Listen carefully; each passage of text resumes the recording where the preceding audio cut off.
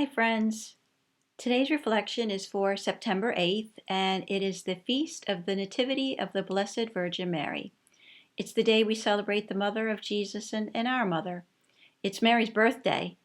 Usually we celebrate saints on the day of their death, but today we celebrate the birth of Mary.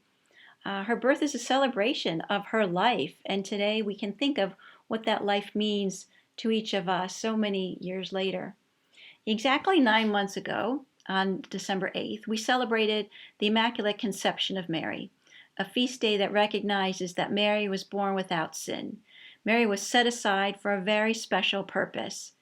Today, we think about her life and her model as a disciple for each one of us. And we should recognize that although we were not born free of sin, we do each have an important role to play in God's plan. We're all essential workers. That's what today's readings are about, I believe. Today's gospel reading is not really about Mary. It begins with the genealogy of Jesus, connecting Jesus with Jewish history and tradition. It connects Jesus all the way back to Abraham and David and many other ancestors from all walks of life. Jesus' lineage includes an assortment of characters, groups, and social classes, patriarchs and slaves, kings and peasants, men and women, Jews and non-Jews. In this list, there are saints and there are sinners. The Word was made flesh and lived among us, all of us. Jesus came for all of us. This ancestry leads us to Joseph, the husband of Mary.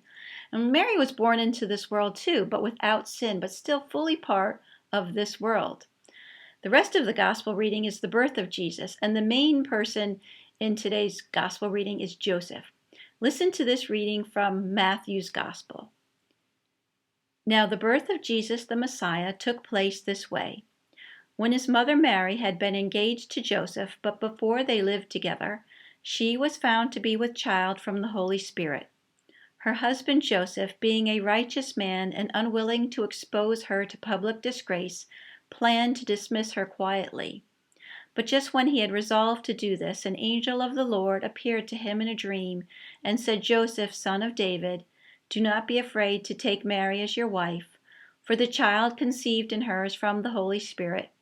She will bear a son, and you are to name him Jesus, for he will save his people from their sins.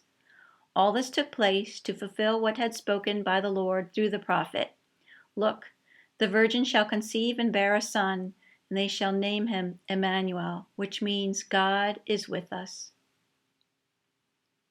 This reading reminds us that it's both Mary and Joseph answered the call from God, and both took risk to do so. Joseph, a righteous man, was planning to quietly divorce Mary when he found out that she was pregnant. But instead, he chose to do something he could never had anticipated what the result of that would be. It was something risky. It probably challenged and scared him. But his faith led him to answer the call. Just as Mary had answered the call when the angel appeared to her, Mary also risked. She risked not only a good marriage, but the threat of death. Both said yes without knowing what the results would be. That's often the case when God calls us. We don't know what the other side is going to look like. It's a risk to answer that call. So Joseph, though, was an ordinary person answering an extraordinary call. Answering God's call can be scary, right?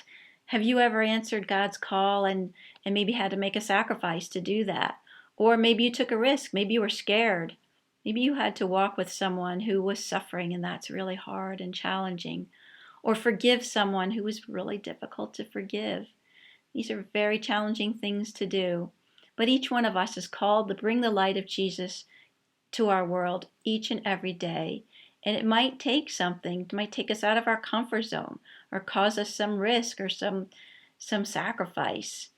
But we're all part of the story, right? We're all part of of God's plan in some way.